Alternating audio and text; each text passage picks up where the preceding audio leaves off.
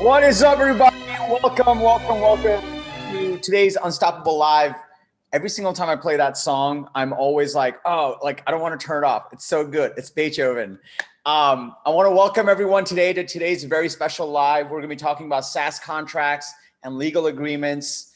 We're going to be talking about the 6 agreements you must have to protect your SaaS business. Now, first of all, for this particular webinar, I have to give a special disclaimer. This webinar is not legal advice. Please consult your attorney for proper legal advice before making decisions. This is purely to educate you on a few things that I found in my founder journey. It's important to know about your legal partner, about having the right attorney and what they can do for you. And for that, we also have a special guest today. So everything we'll be sharing, particularly from my side, for those of you that are new to Unstoppable, we help SaaS founders grow your SaaS businesses faster. It's from 15 years of experience as a founder, venture-backed CEO, senior exec across multiple companies. So this is what I do now. I'm TK. If this is the first time we're meeting, hello, welcome to my YouTube channel. Welcome to our webinar. And essentially, I spent the last 15 years building, selling, scaling, exiting SaaS businesses. And now I help other SaaS founders, coach them in growing incredible SaaS businesses. Today, along with myself, I rarely do this. I rarely have guests. It's usually just me hanging out and talking to you guys. Today, I have someone very special. It's a very special guest. My brother, first of all, Shahed Kader. Shahed, welcome to the show. Really excited to have you. Hey man, thanks for having me. Yeah, so I'll give a quick background on you, and then I'm going to tee it off to you for the real content of the webinar. So Shahed, first of all, is my brother, so I've known him his entire life.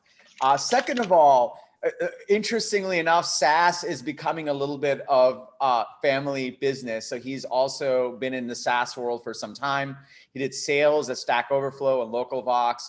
Then he was a sales executive at Aptable, where he took the company from 500K to 11 million ARR as their sole sales executive and leader. And now he runs his own boutique law firm specifically for software companies, given his experience in SaaS. And so he is my brother. He is my attorney. He's one of my attorneys for my SaaS businesses.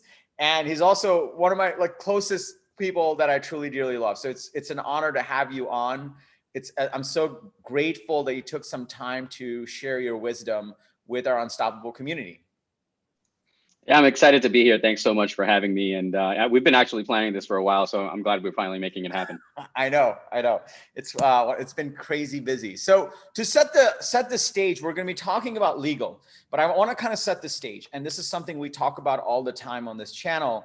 Great SaaS businesses, the greatest ones, the really successful ones, are essentially built on 3 pillars. You got to have a great product. And that's why us as founders really get into it. We must have a great product. Then you must be in a great market. We talk about this all the time, where you can have a great product, but if it's not in a great market, you're not going to get very far. So you need a great market. And then you also need a scalable go-to-market machine. That's what you absolutely need. These are the 3 things that are critical core ingredients to building a successful SaaS business. But as a founder, and as having scaled businesses, when I was a first-time founder, when I was really going at it for the first time, I didn't really truly understand how it takes a village to build a successful company. And Shahed, I'm sure you've seen this in the other businesses that you've been part of, in Stack Overflow and LocalVox and Aptable. It takes a village. If you just have a product and just have a market and just a go-to-market, those are the core things to show up to the show. But to really scale it, you need successful other functioning groups that are supporting you. Does that sound right? Absolutely. Yeah, absolutely. That's right. So the big thing we're going to be talking about is there's certain functions that essentially buttress your core business. There's certain functions that are like, look, I have my product, I have my go-to-market, I have my market, but you need certain pillars to make yourself successful beyond these 3 things, especially as you scale, especially as you get to proper revenues. The first is biz ops. The second is a finance partner. You need an amazing finance partner. And the third is you need an amazing legal partner. And so for today's video, we're going to be talking about, the most important agreements, why you need a legal partner. We're going to dig much more into that because I think it's super important. When I was a first-time founder, I didn't know what a great legal partner really does for you and great actually is different than average and how it can make a difference. So those are the things I think that you guys need to know that I wish I knew the first time around. So that's why I invited Shahed to really talk about it.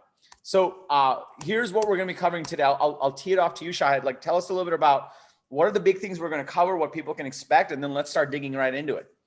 Yeah, for sure. So throughout the course of this webinar, we're going to talk about three main things. First, what exactly does a great legal partner do for you to help you grow your SaaS business? Second, we're going to talk about 6 specific important legal agreements that you need for your SaaS business. It's not going to be a comprehensive, exhaustive list, but it's a good place to start so you guys understand what exactly is important and how it kind of sets up your company for success. And third, we're going to talk about how you can actually grow your SaaS business faster when you have a proper transactional attorney or transactional lawyer to support your team, helping you through negotiations and helping you through actually closing these deals. Awesome. I'm excited. So let's dig right into it first, right? Like, let's talk about the right legal partner. You know, whenever you start a business or you do a startup, you do fundraising, when you're doing all of those things, you kind of know, like, okay, I need a lawyer. But I'll be honest, like, as a founder, it's almost like an afterthought. Like, I've never had to deal with a lawyer before. I'm like, I guess I need a lawyer. And there's what I didn't realize is there's just so many different types of lawyers. There's so many different types of firms. And maybe these are the 3 things we're going to talk through, and I'll just put it out there for us. Maybe Shahed, start with, like, what are your thoughts on what does a great legal partner do for you as CEO? Like, how do you think about really serving the CEOs that you work with? Yeah, for sure. So first and foremost, I think a great legal partner can put themselves in their CEO client's shoes and understand from both a first person as a CEO, maybe they've been there before, maybe they've worked closely with CEOs before, and a third person as the professional, as the legal partner actually giving you that advice, what the CEO needs to help their company succeed. I think that's extremely important. Past that, I think it's a great legal partner also maintains a relationship with their clients. It isn't just a one and done kind of thing. This is a continuous need that you're going to have throughout the course of your business, whether you're fundraising, whether you're closing big deals, whatever it is. So it's important to have somebody that actually maintains that relationship. I personally approach my client relationships the same way that I approach them in my sales career. I follow up, I stay in touch, I make sure that they're okay. And that goes the same way when you're closing deals as a salesperson. You also want to provide value. So great attorneys can also take a proactive approach. They stay on top of the regulations and laws because they have to, right?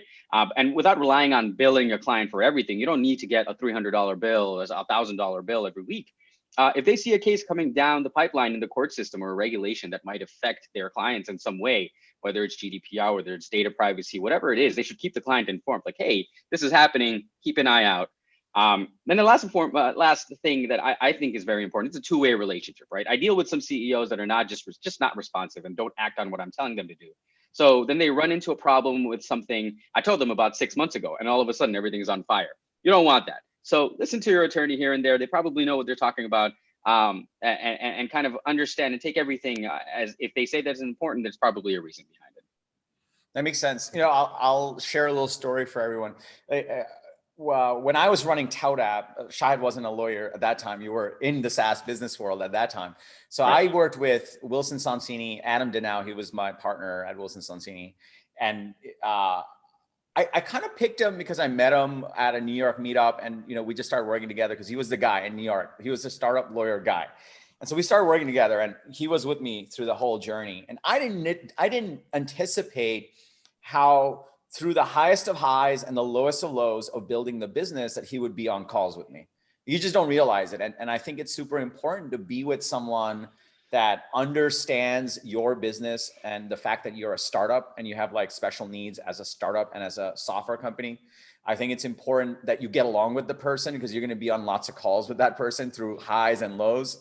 Like every fundraising call I was with him, every like HR issue we had, I was with him. Every like all the twists and turns of doing the exit, I was with him. Like he was there, and I had no idea that would be the relationship I was forging. And I think when you know that, you pick differently. You want to pick a person that you really get along with and can understand what specifically the type of business you're building is, right?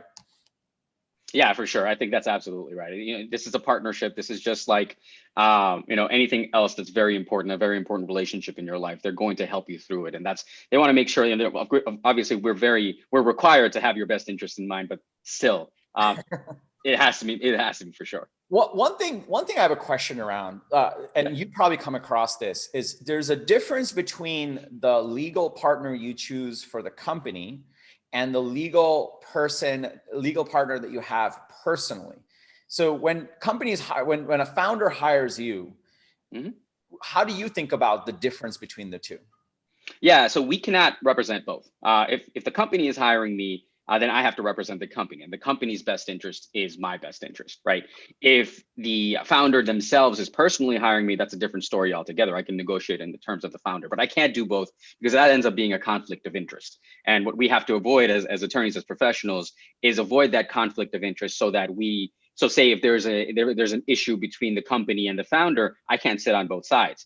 So if TowdApp decides that they're going to hire me as their attorney, I'm TowdApp's attorney, I'm not TK's attorney. So I represent the company and their best interests.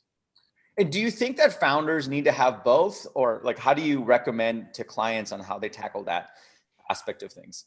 Yeah, I think so. I think that you should also consider having a good personal attorney available. And the personal attorney doesn't actually have to be startup specific, but just in case there's employment problems or anything like that, you should have somebody that represents your best interest personally. Just understand that who you pick for your company usually cannot represent you personally. Right. Got it. So let's maybe talk a little bit around number 3, which is, so for example, I'll give my own history. Like my primary lawyer was Wilson Sonsini at that time.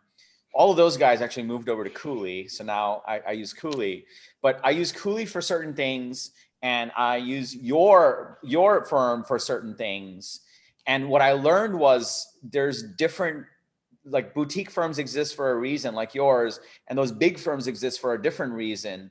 From your perspective, how do you think about like where you fit in the market, and where like a Cooley fits, and how should founders be thinking about the big firms where they charge anywhere from $300 to $900 an hour, and the boutique firms where they charge somewhere in between, but provide a different level of service?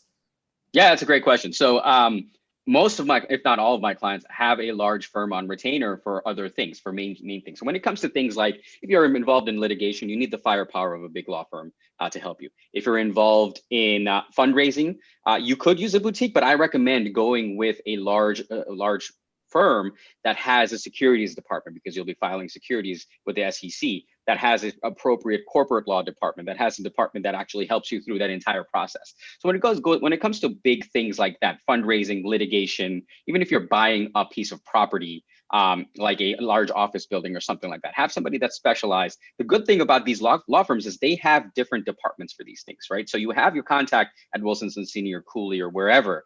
And if you say that, hey, I'm actually also need some help with the real estate portion of it, so they'll pass you to their real estate department. They'll pass you to the securities department when it comes to actually filing your S1 if you want to go public or anything like that. When it comes to boutique firms, that's where your day-to-day legal transactional stuff. What I see with my clients is it gets very expensive. If you call, it gets very expensive and very time consuming. If you call your big law firm to kind of negotiate your SaaS deal with an enterprise company, it'll take about a week and a half to get back to you on average. It'll cost you a lot more money because they'll take a little bit more time. They have a lot more overhead when it comes down to it as well. So you don't have that close a relationship with your transactional attorney if you go with a big law department. So where I come in personally, my firm comes in to help with those transactions, with their terms of use, their privacy policies, their agreements that come through the pipeline. So say if they're negotiating with a large enterprise company, if my client is, usually the large enterprise company will not sign their agreement. They have to sign their own agreement because procurement has already kind of pre-negotiated that. If you were to do that with a larger firm, it might take a little bit longer, it might cost a little bit more. If you tell my practice or any other practice like mine, and there's tons of practices just like mine, whether it's solo or boutique, hey, this is on the time crunch, I need it by Friday. They'll probably get it to you by Friday. You maintain a closer relationship that way.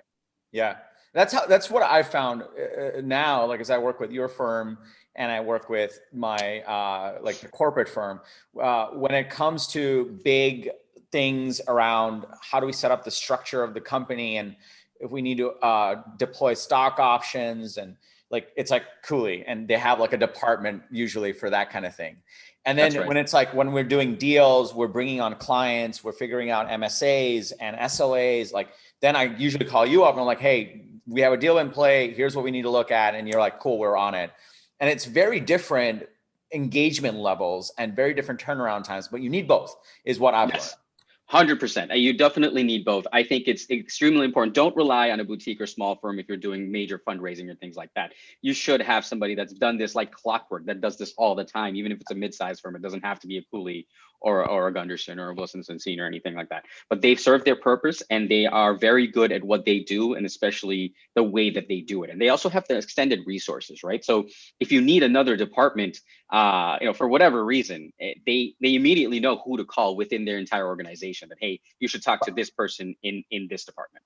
That's totally right. I remember when we were selling ToutApp and Wilson Sonsini and their entire team were supporting us. We were selling to a Vista company. So Vista had like 5 different firms on their side. And the deal came down to this 9:30 p.m. call where we got everything's good. We're ready to sign. But the chief legal person on the Marketo side was like, hey, TK can't talk about his story of ToutApp. And I'm like, what are you talking about? My story is mine. Like, that's my IP. You can't buy that. And if you're buying that, I'm not selling. Like, the deal's off. So literally at 9:30 p.m., we all got on a call. There's like 4 lawyers from the Marketo side, and we've got Wilson Sonsini. So, and they roll deep, and they know exactly, they're prepared. So they come on, and they're like, look, we got to get the deal done. This is non-negotiable. That's what Marketo's saying. And I'm like, no, I'm not giving you my IP. Like, I'm gonna do a YouTube channel. Like, I knew that. And so, and it was so amazing. There was this one moment where the Marketo side was like, listen, we don't even have an IP lawyer on this side. This is not something we can go in and negotiate. We just can't do this. Like, you have to agree to this. And literally in that very moment, Wilson Sonsini had planned for this. So this guy unmutes himself and chimes in like, hi, I'm so-and-so, and I happen to be an IP specialist. And according to IP law, you totally can't do this. And this is not even legal. That moment was when I realized, yes, like, I've got the big guns on, like, this is awesome. And that's the power of the bigger firms when you're doing big transactions, I think, like fundraising, M&A, litigation, big HR stuff. At the same time, I have equal number of moments where we always had a transactional attorney. Like, even at ToutApp, we had a transactional attorney firm that we worked with for all our sales deals and our contracts. And like, those were like totally different because we would be on a customer. We're like, we're trying to get a deal done and find the best way to do it. So you start to see the difference between those two. It's super powerful when you start to see the power of it. That's right. And it also comes down to, it's the niche of what the attorney does, right? So I do a very specific thing. We work with a big firm. They have a bunch of people that do very specific things. That's just what it comes down to. It's like going to a lawyer. You're not going to go to your foot doctor to see your brain, right? It's not going to happen. I'm sorry, going to a doctor.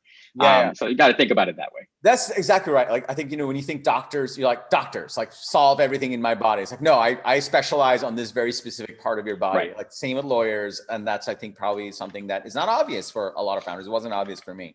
So maybe, like, now that we kind of know how to think about different types of attorneys and why it's powerful and the relationship, like, they're going to be with you for a while. Maybe you want to walk us through a little bit around what are the key things every SaaS company needs. And we're going to go into this overview and then go into the 6 specific agreements that every founder needs to have, right? Sure. Yeah, absolutely. So as the slide says, every SaaS company needs legal. So we can start off with the terms, policies, and procedures. They exist to protect your SaaS company from liability and should be updated regularly. I just posted this on my LinkedIn. This morning, I woke up to 3 different emails, one from YouTube, one from Instagram, one from Twitter. We have updated our terms of service. Why? Because it needs to be followed. The terms of service lays out what you can do on their platform, what you cannot do on their platform, and what gives them the right to ban you from their platform. It also lays out your rights, right? What can you do with your data and what you can provide? So these are important things to cover. Intellectual property protections exist to protect your ideas, their product, your reputation from being stolen and soiled. If you start ToutApp and somebody else opens a tout and just makes an absolutely crappy product, your name is going to come up. So that's why you trademark your name. That's why you patent your idea if you can, or if you want to. That's why you protect your trade secrets as to the code that you've built. Strongly negotiated agreements will protect your company from bad deals with both vendors and customers. Every single SaaS company is run by 9 or 10 different other SaaS companies. That's how it works, right? Those 9 or 10 different SaaS companies all come with a contract. You want to make sure that those negotiated agreements don't have something ridiculous in them, like, you're signing over IP, to your support provider, which happens. I've seen this in contracts and it's absolutely ridiculous. So you want to make sure that that's there, and also with your customers, think about what kind of indemnification clauses you have, what kind of warranties you have in place. How do you protect your company in case the customer does something bad with your platform? You want to protect yourself there. And then, of course, data privacy. This is going to be the big thing for the foreseeable future. It's a big thing right now. A couple of years ago, the UK and the European Union released the GDPR. Last year, the CCP, the California Consumer Privacy Act, was released. And there's about 27 different states that are releasing their own data privacy laws as we speak. And what that means is you have to have data privacy together. And this is important because your fund, your venture capitalists, the people that you pitch to, they're not going to fund your company if you don't have this stuff together. So you have to have your data privacy in place. You have to, in case you want to exit, this stuff needs to be in place. And there are hefty fines if there is a violation, if there is a hack and people get their data compromised, then it's going to be a problem for you. You have to figure out how to protect that ahead of time. So this is a broad overview, and we're going to get into broad overview, six agreements. But let me ask you this, because this goes through my mind as a founder, and I'm sure your clients ask you about this, is how do you find the right balance? Because let's just say on the spectrum of an early stage startup, there's the part where you're writing the first line of code. Then you're launching your product, but still no revenues. Then you have some revenues. Then you get to all right, we've got consistent flow of revenues. And maybe there's a seed round and then a series A. By when should you start taking these things very seriously versus starting to think about these things in that spectrum? Just so founders know how to prioritize this and when to prioritize it, because we have enough stuff to do, enough fires to put out. How do you think about that in a pragmatic way? Or how do you recommend that usually? Yeah, that's a good question. So IP, and by the way, before you answer, I also want to tell everyone, this is us in our opinion. You should definitely consult your attorney. Which goes without saying for any of these things, but we're just talking about just how we would think about it in terms of principles. Yes, I am an attorney. I'm not your attorney. None of this is legal advice. Just saying this for the record. The way to think about this is things like terms, policies, and procedures. These should be in place before you start getting customers, because those customers are basically what you're protecting your company against, right? You want to make sure that they're not doing something crazy with your product or or they don't decide to sue you for some liability issues. Intellectual property specifically, I honestly recommend all my clients, if they come up with a name, immediately do research whether that name is already taken, if there's already a registered trademark or something like that, if the logo is already taken, if something similar is there, because the last thing you want is to invest all of this time and energy and money into building a brand. And then you get a cease and desist letter from a shoe company in Oregon saying, actually, we already registered this trademark, so you better change your name immediately. I've seen this happen not only with companies that I've worked with, but companies that are clients of mine. They've had to change their names. It's just what it is.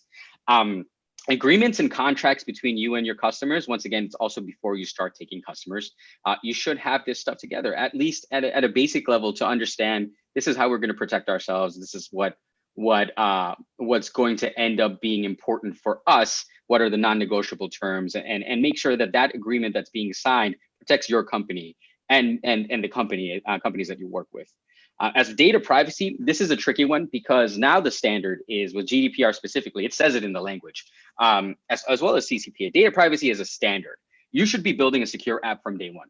As soon as you start building and deciding that, hey, I'm going to be handling some sort of personal data, let me make sure that it's protected. You should, things like encryption, backups, logging, high availability, disaster recovery, things like that on a host level, and anything that you could do in terms of encryption and authentication on the login level, on the user level, on the app level.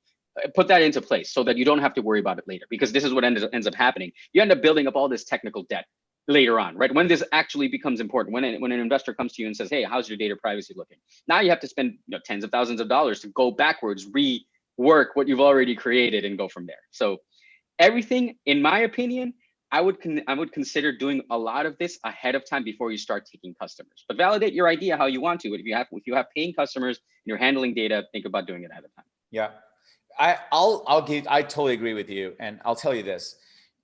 My original inclination has always been well, when we have something we're really legit, we'll do all these things.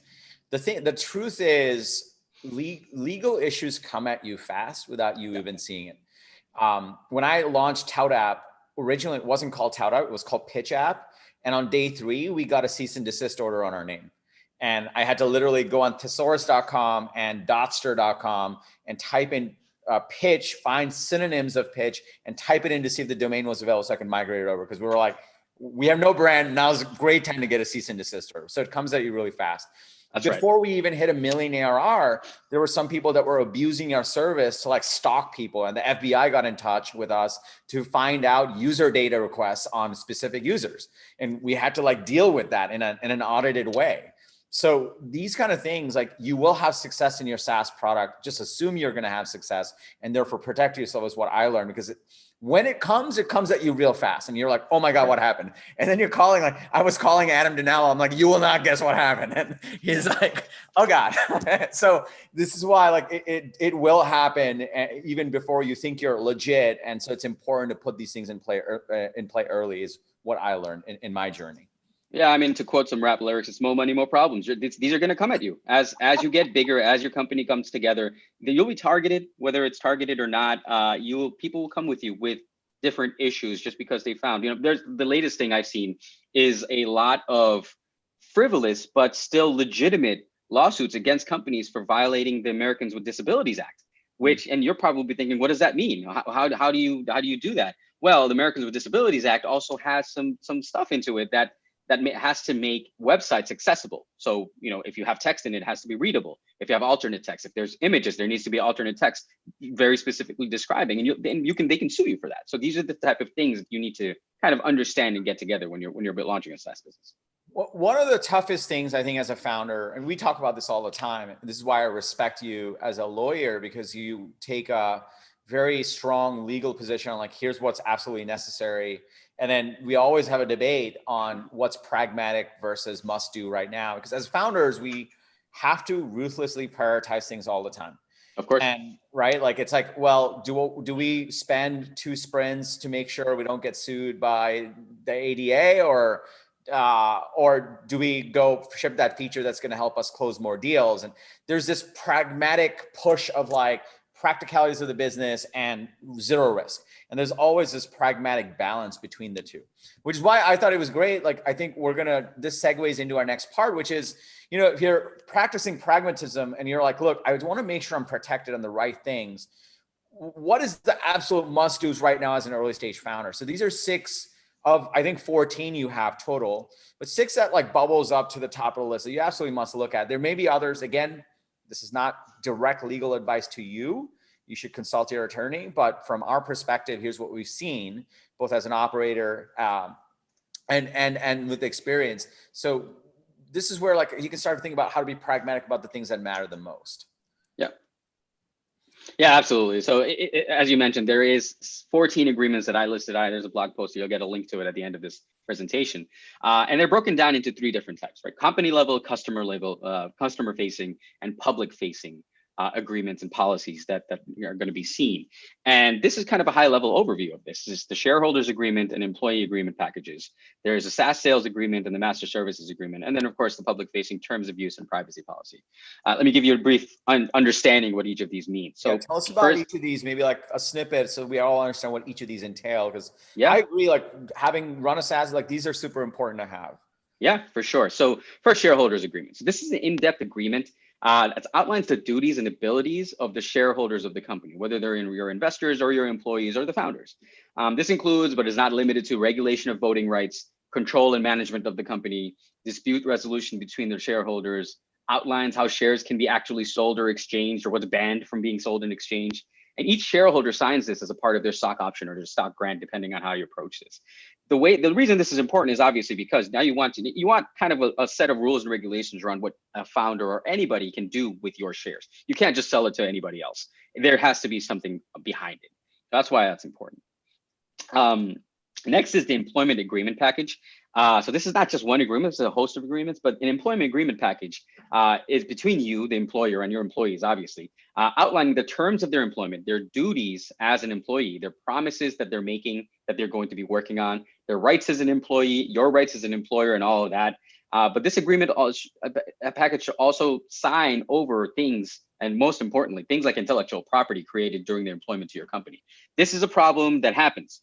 Your employment agreements very specifically lay out that, hey, when you're working on product for the company, it belongs to the company. It doesn't belong to anybody else. Now, this is kind of a two-edged sword. And I've seen this from both ends, where an employee of a company wants to start a startup. Well, now we have to make sure that their employer, their current employer, doesn't own the intellectual property. On the other end of things, you as an employer, you want to make sure that, hey, they're not taking this idea, this stuff that they've built for you specifically and being paid to build for you, and then turning it around and putting it into another product. So that's how you protect yourself in employment agreement packages. Well, one thing about the employee agreement package is for a lot of early stage founders, even before you have employees, you'll have contractors. And right. I think it's, and I looked at this and I consider it a subset, like you should also make sure you have proper agreements for your contractors, your intellectual property is protected. They're not going to take the things that they learned and just share it with your competitor. Like all those things are super important also. And that's why it's important to establish these contractual agreements upfront and early, and not just use some generic template online because they don't always have the protections that you need. Yeah, just recently I spoke to a potential client of mine that decided to, they signed an independent contractor to develop something, and they never had an attorney review the agreement, and they had other people review the agreement. But now, only recently, 7 or 8 months later, they realized that there's a provision in there where the creator, the independent contractor, is creating this and licensing it to the potential client instead of signing over ownership. That's a big problem. That means the independent contractor owns the rights to that, and they could do whatever they want with it. That's the stuff you want to avoid. Yeah. Yeah. Cool. Next, customer facing agreement. So this is 2 specific types: the SaaS sales agreement and the master services agreement. The SaaS sales agreement, this agreement is for the actual sale of your product to your customer, featuring the payment and billing terms, your warranties. The agreement should also outline your intellectual property rights and your information security and data privacy protocols. This is important note: some B2C companies specifically can use their terms of service plus an invoice and an order form for this. But most B2B SaaS sales company or SaaS companies, they have SaaS agreements that are separate for this. And usually you should, for the way that I approach it is, if it's a small or medium-sized client customer that you're selling to, make this non-negotiable, make this as very specific that this is protecting the company and we can't go back and forth on this. That's it, because that's going to save you time, especially in the earlier stages. Which brings us to the next one, which is the master services agreement. This is actually usually requested by enterprise level customers. This is negotiable. This is much more, it's much bigger, right? It's much more hefty. This is a combination of your SaaS sales agreement, your terms of use, your privacy policy, your information security policy, a non-disclosure agreement, along with a bunch of exhibits outlining specific needs, all in one. What you'll see as you start selling to enterprise level companies is you'll see that either they will look at your MSA and be like, no, we can't sign this. Or more likely than not, they actually have, especially larger companies, they have their own MSA that they will sign, and they will only sign. And you can negotiate on that. You can go back and forth. You can add the terms that are specific to you. And some of the terms in there are ridiculous. So you absolutely should negotiate this. But that's what you'll end up seeing: the master services agreement coming from your enterprise customers, and that you're going to have to kind of hammer into what works for you. Yeah. This is a good point where, when we were running ToutApp, we had Wilson Sonsini for the big stuff. We actually hired, this was like a couple of years ago, we hired a firm, a small boutique firm, just like you, Shahed, that managed our SaaS sales agreements and our master services agreements, because every deal, as soon as it went north of 50K, they would want to negotiate 1 or 2 things. Sub 50K, we're like, listen, we're not bringing lawyers into this. We're not. Right. And we actually ended up, that was my VP of sales. I said, hey, I've always worked with this lawyer and they do my deal reviews and it helps us move faster. And we'll talk about this in that next section. Because whenever we would take those agreements and those reviews to Wilson Sonsini, the giant machine would start to whirl and they're like, well, okay, we'll get back to it. And it's not their fault. They're just not built for that specific transactional stuff.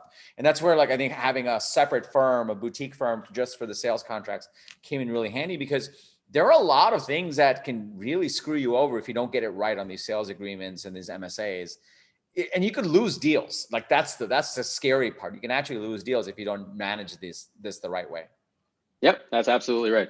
And that's the way to approach it, right? That's, with smaller deals, it's just not the best interest. It's not in the best interest of your time to negotiate every little thing. Larger deals, you'll have to, because you want to close those clients. You want those logos. At the same time, you want to be protected. Cool. So let's talk about public facing, and then we have an audience question. By the way, if you guys have questions, start teeing them up and I will make sure we cover those. Let's keep going. Yeah, so the public facing is the terms of use and your privacy policy. Terms of use, also known as terms of service sometimes. This agreement should be published on your website. It governs the rights of anybody visiting your website and not just paying customers, right? This lays out information around accessing your website, IP rights, prohibited uses, user contribution standards, how you monitor your users' work, how you can kick a user off, warranties, things like that. It's important to have published, and it's actually kind of a legal, like internet law standard now that you have a terms of use and terms of service in place to protect you. And then the privacy policy, of course, it's increasingly important that you should absolutely have one that should be published on your website, highlighting how you are gathering, using, disclosing, and managing the personal data of your users. And essentially making a promise you will not be using the data for any other reason, or if you are using the data for any other reason, you should let them know. It should also lay out ways to contact you. GDPR, CCPA, and other data privacy standards wants to give users the right to be forgotten. That's what it's called, the right to be forgotten. And so users should have a way to contact you and say, hey, please delete all my stuff. I don't want anybody having this. And that's what the privacy policy is. Maybe one thing to talk about a little briefly, because I know this is the rabbit hole, is privacy. I invested in a company called Data Grail. They're big on privacy protection, GDPR, CCPA. Like briefly just tell everyone, what is it? Why is it important? And does it actually apply to early stage startups? Yeah, I could talk about this for days. Yeah, data privacy is basically the way, so everybody that's signing up for your product is giving you information, their name, their email address, maybe their telephone number, but anything that can lead back to another human being, that's technically considered personally identifiable information, PII, right? And what you want to do is you want to protect that information because that's what the law requires now. And more laws are coming out where you have to protect the personal information of anybody. You'll see, Equifax got hacked a couple of years ago. Nobody is protected from being hacked. And what you want to do is you want to set around protections around if something does happen, how do you manage it? How do you handle it? Who do you let know? How do you let people know? That's what data privacy itself is. You could do all the right things. You could do the encryption, the backups, the logging, the high availability, everything. But it could also end up being like, someone's going to get around it anyway. Someone's going to find out a password of one of your engineers, and it's going to be a problem, and they're going to have access to everything. So that's the type of stuff. It's protecting against that. And if it does happen, how do you mitigate the worst case scenarios? How do you mitigate what could go wrong? Got it. That makes sense.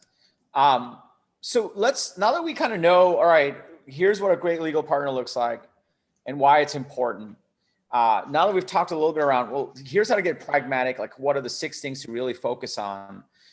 Maybe let's talk a little bit around, like, the big focus on this channel for SaaS founders is how do we ship code and close deals? That's what matters the most. In fact, I've got my ship code, close deals t-shirt on. We just got a fresh batch. Like, that's what really we're focused on. And what I found was having the right legal support in B2B SaaS deals for the sales team on every deal really actually helped a ton in moving a deal forward, being able to close more effectively. And especially when we found out that we could lose deals because we don't have our legal stuff buttoned up. And I was thinking that we can kind of talk about that a little bit, because that's an important aspect of the legal support and on how legal buttresses the core business essentially. Yeah, absolutely. So, as this slide says, every SaaS deal needs legal. And the way to approach it is as you grow and scale your SaaS business and you go into higher deals, and I mentioned this earlier with your enterprise level companies, they're gonna ask for some negotiations. They're gonna want you to push back on some things. They're gonna want to make sure that they're protected. And so what you should have in place in terms of legal agreements when it comes to sales, first, as mentioned earlier, a strong non-negotiable standard SaaS contract should be put into place for your small and medium-sized businesses. This is to save you time. You might lose a few, but you'll gain more by not having to go back and forth on legal on every sub 50K, sub 30K, whatever. You set the threshold of whatever it is, deal that comes your way. And then you should have a strong negotiable master service agreement, which I mentioned earlier. It should be put into place for your bigger customers. And once again, this is a kind of a catch-22. It's going to be 50-50 whether they're going to accept looking at your MSA or whether they're going to come back with theirs. It just depends on the company, depends on their procurement team and how they approach things. But even whether they go with your agreement or their agreement, you should absolutely establish a playbook on key issues and how you'll give or ask on them. So for example, what are you going to give up on indemnification? Indemnification is like, okay, if you get sued, what's going to be the payout? how liable are you as a customer? How liable are you as the provider? What are your service level commitments? What is the absolute most that you're going to be offering, and what's the absolute least you're going to be offering? Some of them will require that, hey, you respond to every service ticket within 1 hour. I've seen this in a contract. That's ridiculous. That's not possible. So you want to make sure that you push back on things like that. And then, of course, data privacy and data security. This is not so much a negotiation as to what is being asked of you, right? So when it comes to data privacy and data security, what there are now are standards. And the standards, and they've been around for a while, SOC 2 or ISO 27001. As you guys start selling to these larger companies, they're going to ask for these certifications: SOC 2 certification, ISO 27001 certification. These are independent certifications done by auditors that will basically take a look at your entire company holistically, from your code all the way to the way you run your HR. And based on that, either say that, yeah, you're secure, you follow all these protocols, or no, you're not secure. And so what they'll ask for is, hey, you should have a SOC 2 audit if you want to work with us, kind of thing. What you have to push back on is, hey, I don't have a SOC 2 audit. I don't have an ISO 27001 certification, but I can commit to getting it by the end of next year. These are expensive endeavors. So that's the things you have to think about. Yeah, it's funny. Two things I'll add over here. When we were doing the deals, it would always come down to one of these three things. Like in the larger deals, they always wanted to negotiate. If there's a fourth thing I would add, it would be around pricing terms. Like, do they pay completely upfront or quarterly? But it would just come down to notifications, service level commitments. And what really helped us was having a legal partner that said, here's your golden sales contract. Here are the variables that we can agree to. Here are the thresholds of those variables. And that way you can actually negotiate without getting deep legal help. And then when it goes past that, but you still want to win the deal, you can bring me in and negotiate. And having that framework in place for the sales team, in a way, actually accelerated our deals, because we were not booking 4 legal calls, trying to schedule everyone's time, trying to talk about, because we knew that these were the 3 or 4 things that always gets debated, and it might be slightly different for your business. When you have a framework like that, then you can actually accelerate your sales process with the help of legal, which is incredible. Right. That's exactly right. And that's what I see with a lot of my clients as well. It's interesting you mentioned that. I'm actually working on a course right now that's the legal stuff that every sales rep needs to do because of my unique background. Yeah. And so it's just it will only help your deal along the way if you set these thresholds all ahead of time. Yep, that makes sense. So, maybe talk a little bit before we move off of this. You have a very unique background in that you were in SaaS sales. You were a SaaS sales person, SaaS sales leader. You scaled SaaS businesses, and now you're an attorney servicing SaaS and software companies. Yeah. How does that play out in what you do and how you approach working with founders and CEOs and sales leaders? That's like unique in a way. And so how have you seen that play out? What kind of perspective does that give you?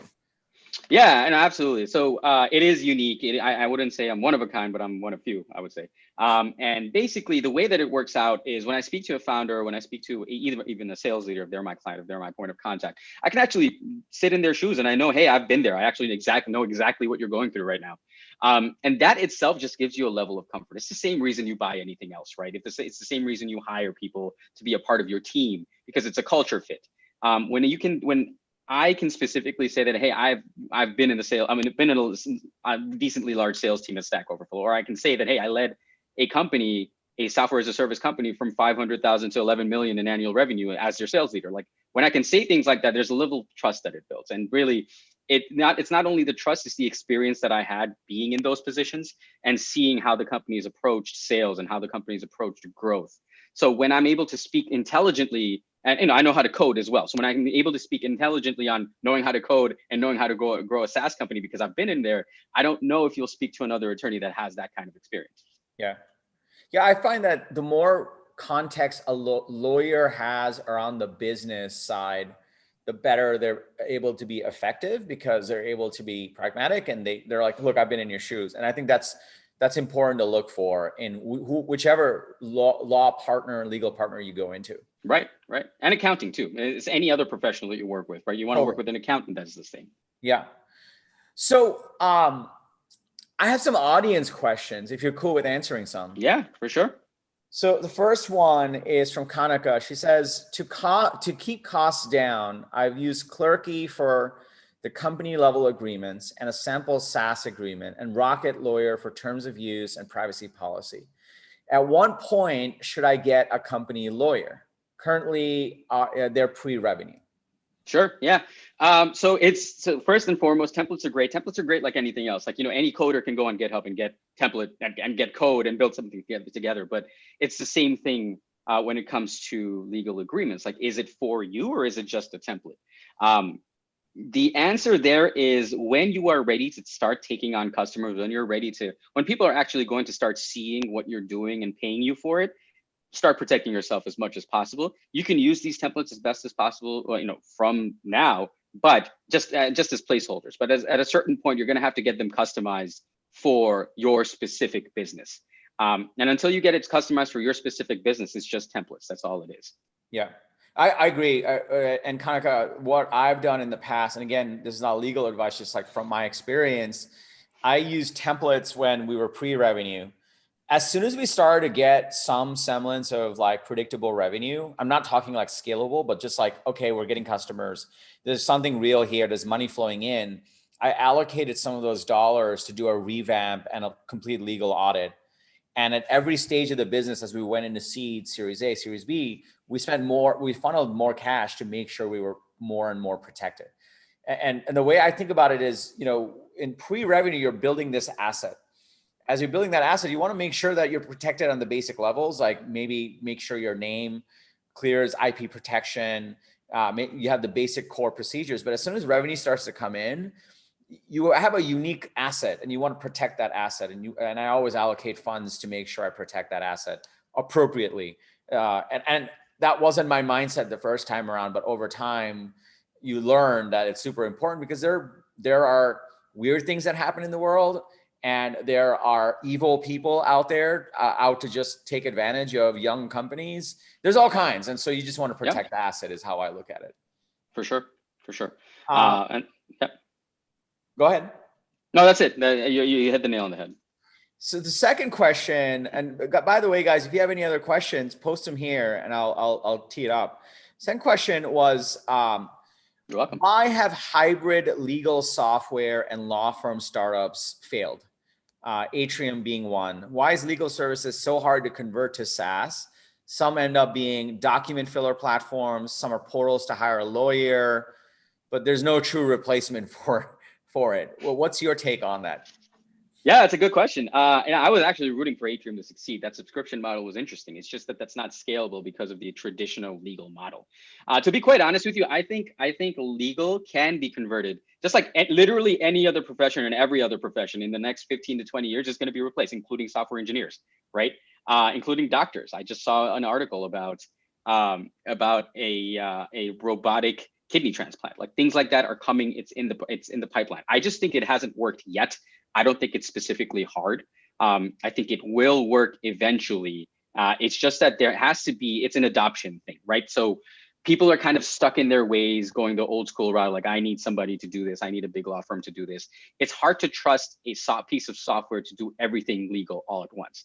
It's going to be a hybrid model eventually. It's going to be mostly software, which actually a lot of companies are going towards now. A lot of companies are actually going that route where, even attorneys, software runs a lot of my company. A lot of my business, and it's going to be the legal kind of the day-to-day robotic work can be done by software. And then when a lawyer needs to come in and actually take a look and be like, okay, yeah, that actually makes sense. That actually doesn't make sense. That's the model that's going to be. It's not hard. I think it just hasn't been perfected yet, just like anything else. The time isn't yet. Yeah. That's my thought. I agree with that. I think that in any profession, including law, there's a set of repetitive work that I think will start to get more and more automated as artificial intelligence gets better. And I think we're in the early days still. I do think that regardless of that, there's always, and this is true for every profession, places where you need to get specialized help, places where you need creativity to solve a complex problem. Those will still require human beings. And in those scenarios, so what I think is going to happen is every profession is going to have to move up the ladder on specialization and creativity. And that's where they're going to solve a unique set of more complex problems and be paid a lot higher for it. And the basic stuff, which no one likes doing anyway, none of the professions like doing, is going to get automated away. And I think that's what the future looks like. And I think we're just a little early on it. I think we'll get there eventually. Yeah, I think so too. I honestly think that's the next evolution it's already coming out. Legal tech is a big thing right now. A lot of dollars being invested in legal technology right now. Several billion this year alone. So it's just a matter of time till it gets there. Atrium, the model itself, I think the reason it failed is because it's because the subscription model itself, it wasn't scalable for the traditional way. When you hire traditional attorneys to do it in a non-traditional way, they don't get paid the same, and that ends up being a problem. That's my opinion. But I think it was an awesome idea, and I was really rooting for them to succeed. I think also there will be an instance of Atrium that will succeed. Sometimes timing is off. Sometimes the technology is not quite there. Sometimes the market's not ready. But the idea eventually wins. And I think that's going to be the case for Atrium. And a lot of times the first company to try and do it, they don't figure it out fully. And then someone comes along and builds off of that and gets success. And I think that'll also be the case. Yeah. And actually a lot of attorneys have adopted the subscription model. If you look into it, there's a lot of attorneys that will actually say that, hey, you can pay me $3,000, $4,000, $5,000, $6,000 a month, and I'll handle X, Y, and Z for you. Yeah. Just a matter of time. So let me ask you, we're going to transition to a close here, but do you miss being in SaaS sales or working inside of a SaaS business? What's interesting? One thing, a lot of my clients actually have me on their individual Slack channels or Slack kind of teams. So I feel like I'm a part of a whole bunch of different teams right now. And it's awesome. They all do awesome stuff, and they keep me in their Slack on specific channels for stuff that's relevant to me. They involve me in their social things, involve me in their Zoom happy hours. It's really cool. That's what I would miss, but I don't have to miss it because I'm kind of involved anyway. That's awesome. So you have this camaraderie with like certain clients and their teams. Certain clients. Yeah. Why is that? Why do you participate in the SaaS, in the Slack channel? Like, what's the idea behind that? Because that's very different. Like I've never had any of my lawyers in my Slack channels. And that's the difference between how I approach it, right? Since I've been there, it goes back to how I approach my business from day one. I approach it like a SaaS startup, right? That's how I'm going to come to you. That's the relationship that I'm going to build with you. And the customers that have me, the clients of mine that have me in the Slack channel, that's the relationship that I've built with them. This is a long-term thing. We're going to work together on a bunch of different stuff. So let's make that formal. Let's act like you're part of the company without you actually being a part of the company. Not legally, but they pay me by the hour still. But that's just what it is. And it builds a stronger relationship there with my clients. And that's what I want to maintain. Got it. So briefly, we're going to start to close. We have some resources for you guys if you want to dig into this more. But while we're on this slide, maybe you can just tell a little bit around your law firm and what you guys focus on. Yeah, absolutely. So my law firm is the Law Office of Shahed Kader PLLC. I am licensed to practice law in Washington, D.C. I do have clients elsewhere, but that all depends on if I can actually work with you and depends what you need. And what I focus on, and this slide is attorney advertising. This includes contract drafting and editing, deal and engagement negotiations. So whether it's with a customer or whether it's with a vendor, policies and procedures being drafted for your company, internet law and data privacy compliance, so you understand what you're liable for. For example, I had clients that were liable for the TCPA, or that they were subject to the TCPA, which is the Telecom Communications Protection Act, and they had no idea. So that's why you would have a lawyer come in and tell you, hey, this is actually important to you. Intellectual property protection, like trademarks and copyrights. I don't do patents, but I can send you to a patent attorney if you'd like. And if you want more details, my website is kaderlaw.com, KADERLAW.com, or thesoftwareattorney.com. Or you can find me on Instagram at thesoftwareattorney. Awesome. So we do have some resources. We covered those 6 key agreements, and you have you actually, like, one of the things that I like about what you do is you post on LinkedIn and you blog fairly consistently, just helping SaaS founders think about the legal aspect of things. Which is really cool. So we have this resource. You can go and grab and check out his blog and all the stuff that he's posted. 14 agreements and policies every SaaS company should have. And all you need to do is just go to this bit.ly link, which when my team was pulling up the link when we were creating the custom version of it, we're like, wow, this is sweet. This is a good one to have. So we'll put it in the chat also, so you guys have it and you can check that out. it's by no means fully exhaustive, but it gives you food for thought on here are the things that you need to be thinking about as you're starting to build out your legal support and infrastructure to make sure you continue to scale the business. So Yeah. I think we're coming up on time. That hour went by really quickly.